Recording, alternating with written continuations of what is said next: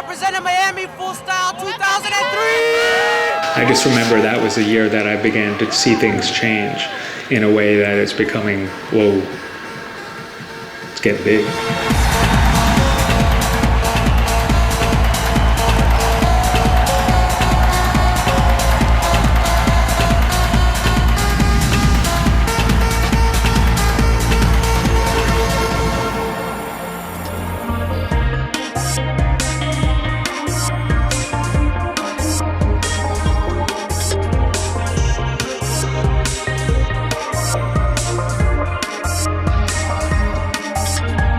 Culture's grown because electronic music's grown, and they've grown together. When it became a little more mainstream in the US, larger companies that started to attach their name to it, collaborations with rock and pop artists. Because of that, it was pulled out of this shadow, as nightlife stuff. Websites started, having more impact. People were traveling from all over the States to come to this festival then. How's the city dealing with that? How's security, police dealing with that? It must have been a nightmare, logistical nightmare in a way.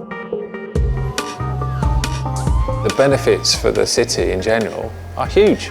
I mean, it's a great thing to have that many people coming to your city and spending money. You've got DJs from Europe, you've got DJs from America. This is the best scene to hit America ever. This is where it started to change. We all just started. It was just a very spontaneous thing. We never thought it was going to be this big. I had no idea. I was like, I really want to play that festival because they had every big DJ in the world playing there, like Paul Oakenfold and Paul van Dyk, BT, and all those guys were playing there. So I was like, I need to be on that lineup.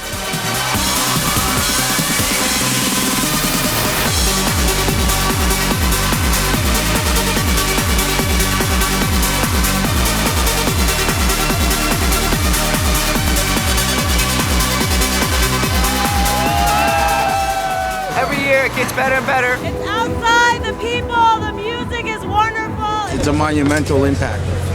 You can't compare it to anything else.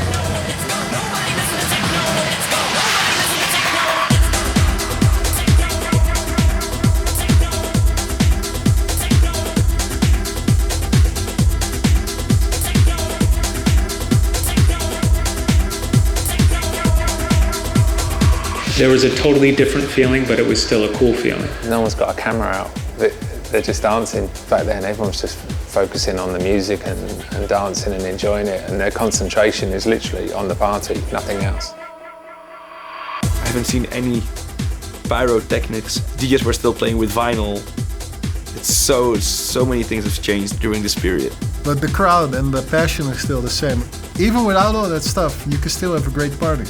And that's the thing what we do. We celebrate music, we celebrate people, we celebrate life. Brings me back to carrying these massive record boxes around.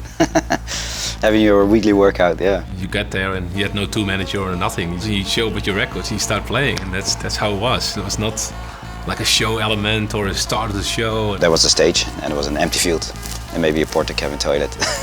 That was pretty much it.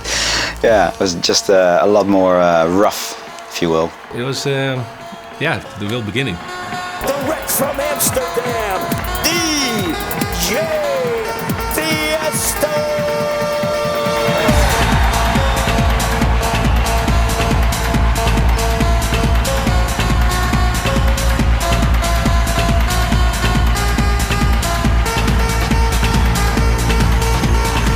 '03 was a big year for me, and that ultra, I had the amazing tracks. I had all those big hits.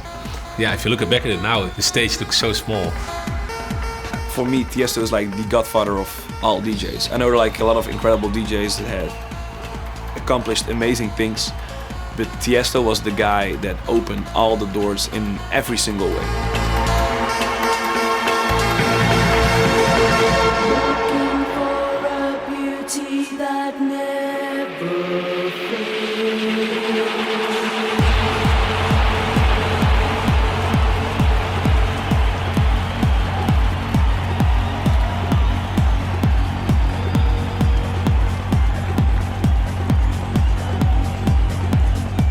Outside the dance scene, this music and this whole scene and what it was kind of not really taken serious. It was like, oh yeah, these kids with their computer music, you know. DJs, they're no artists, they just spin records, you know. Concert goers, we want to see bands rather than someone just up there, you know, playing on a computer or CD players. And it was a DJ culture how it started, but there are bands and electronic artists that would be part of these events, like Rabbit in the Moon and Junkie XL.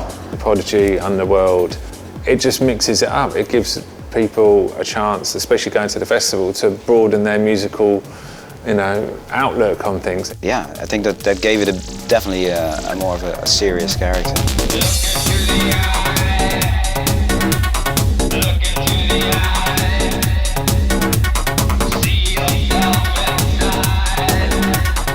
The one thing that did stick out for me was Rabbit in the Moon, and I was a massive fan of theirs, and I remember seeing them and I was just like, wow. And I saw him about 5 years ago at an Ultra, and I was like, do you know what? Your live performance, the first time I came to Ultra, just absolutely blew me away. And it was nice to share that story with him and just say, look, you know, thanks for that.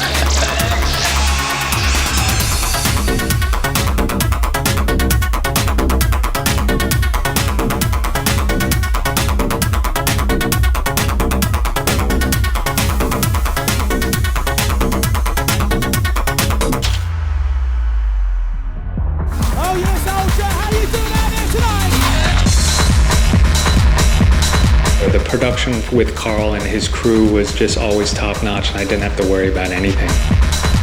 As soon as he walks in the booth, starts moving, and the crowd almost moving in unison with him.